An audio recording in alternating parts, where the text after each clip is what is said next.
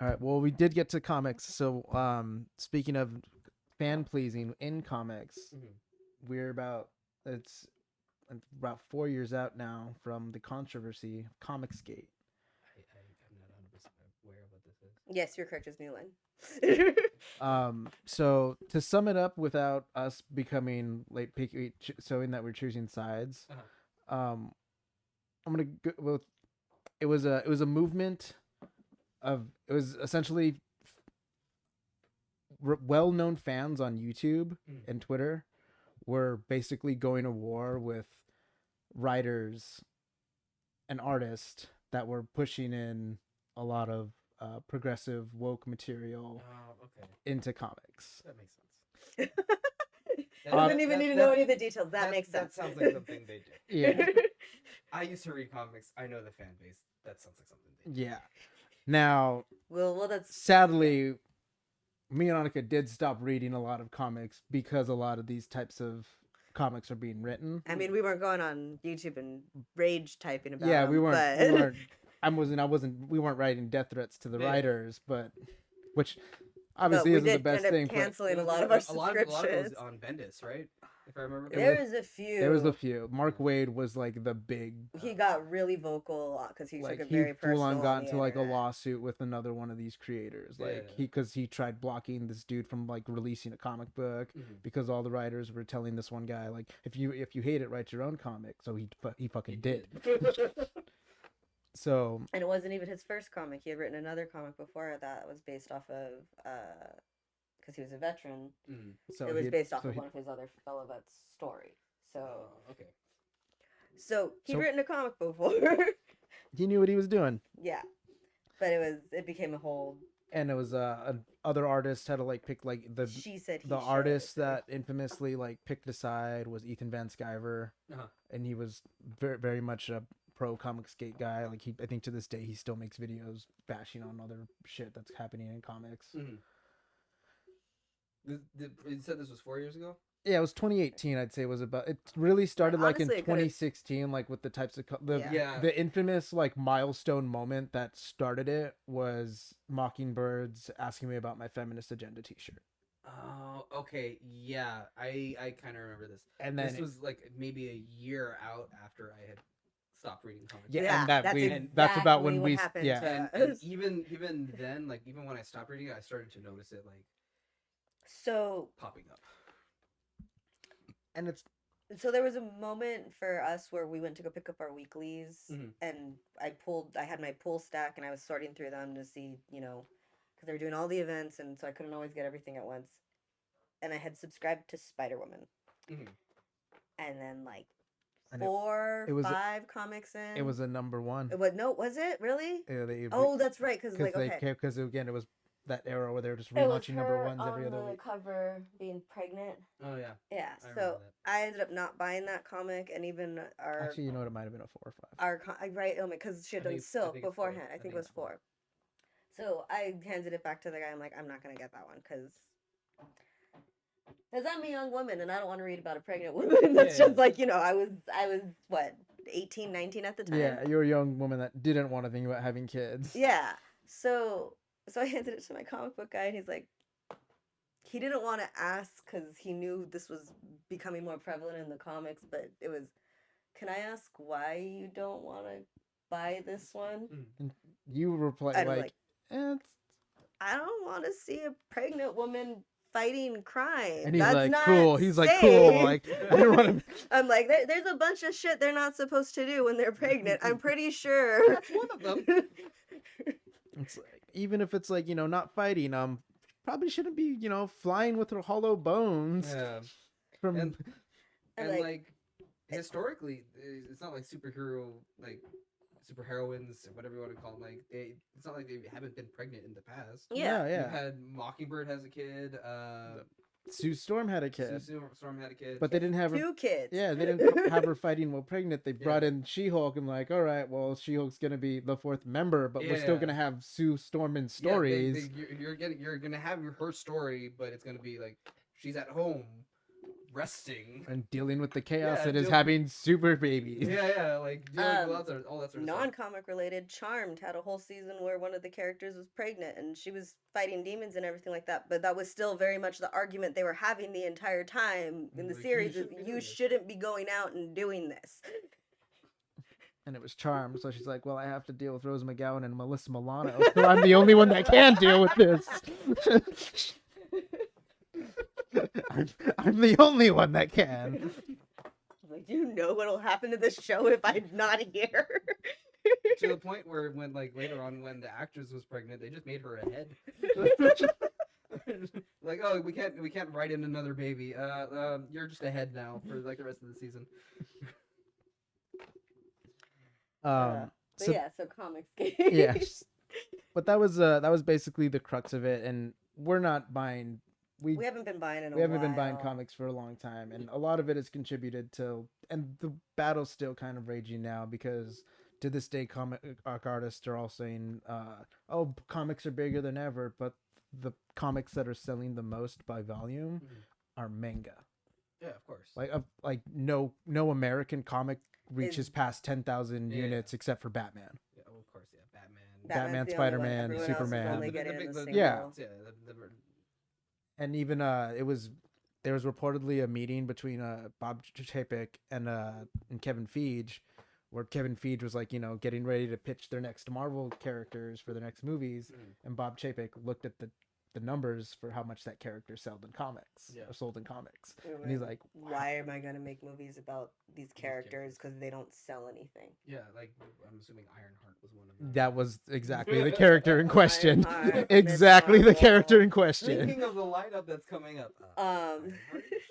Like, did you hear the announcement for New Warriors? I did not. Oh my god, so you haven't seen Snowflake and Safe Space? No, God. No, so let's not get too much into that.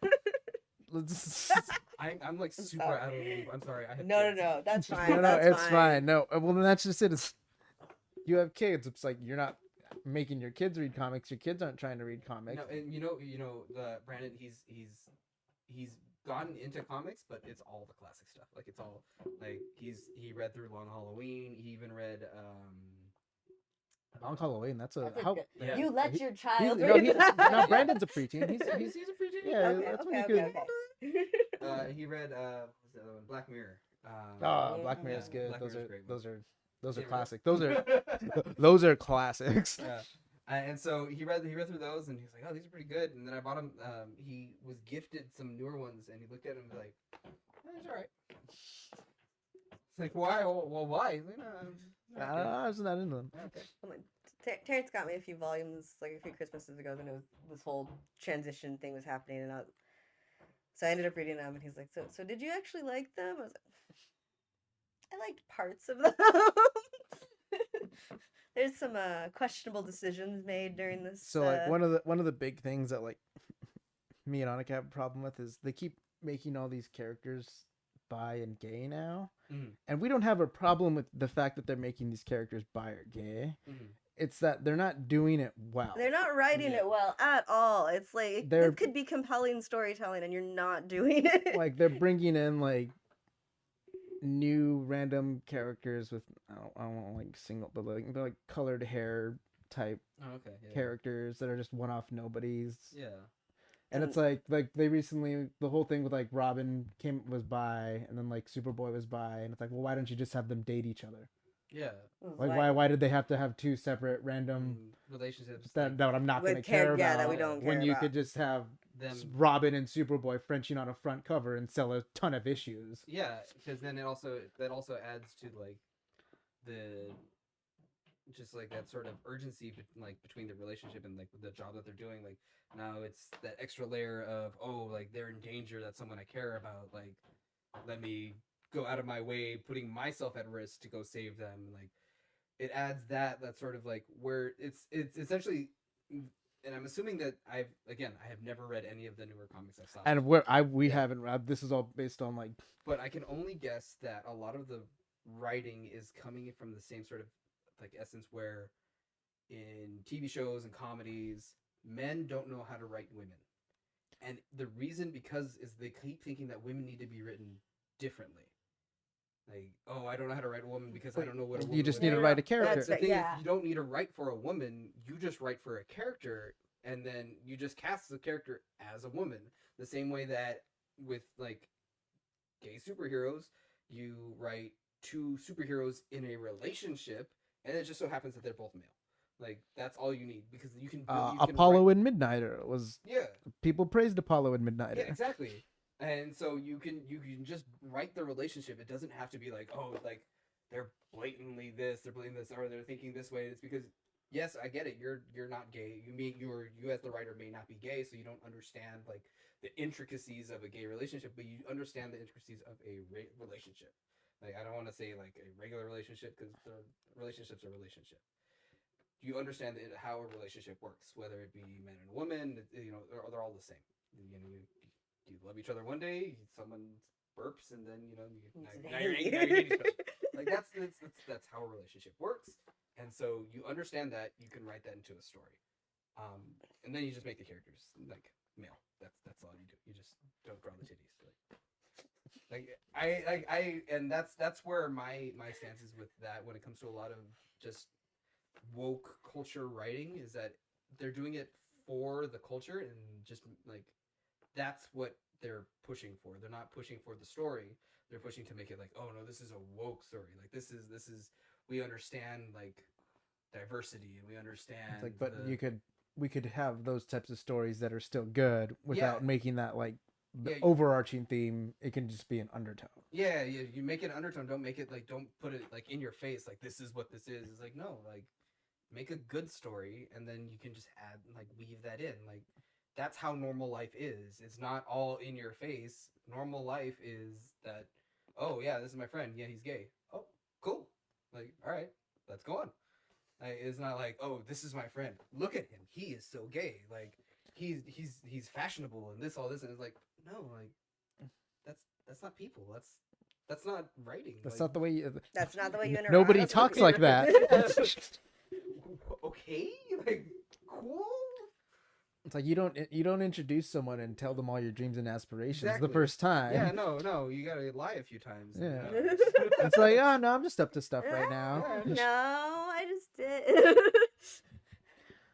Which even like this goes into characters like Miles Morales, because I remember like, and Miles Morales predates a lot of all this, but I remember it was a huge controversial moment, and it was a big like, well, that's not Spider-Man. Yeah. To this day, I'm still like, that's like, I've accepted it and of him as a character because Spider-Man 2018, the game was. They've done a lot. They've done Miles has had a lot done for him outside of comics that makes him a better character. Mm-hmm. Well, I gotta take a picture to show my wife. Wow. Let me take a good one. There we go. All right. Proof where he is. Yeah. So anyway, with Miles Morales. Yeah, to this day, I mean, I feel like his stories have been done better, which is again what I've been saying is if these stories are just done well in the first place, it's not gonna be something that like, oh, okay, it's like that's you. The main thing is you just gotta focus on the story. Don't focus on the character. Don't focus on what like. I don't want to say agenda. What point you're trying to get across? What point you're trying to get across, that you can still do all that and still write a really relevant and moving story. Yes. And all it comes down to is that you just don't focus on the thing that you're trying to get across. You want to make Spider-Man black? That's fine. Like Spider-Man, like even Stan Lee has said before that one of the best things about having Spider-Man completely covered head to toe was that anybody can be Spider-Man. Like it doesn't matter who's underneath the suit, because the Spider-Man is the suit. Anybody can be Spider-Man. You just need to have the powers.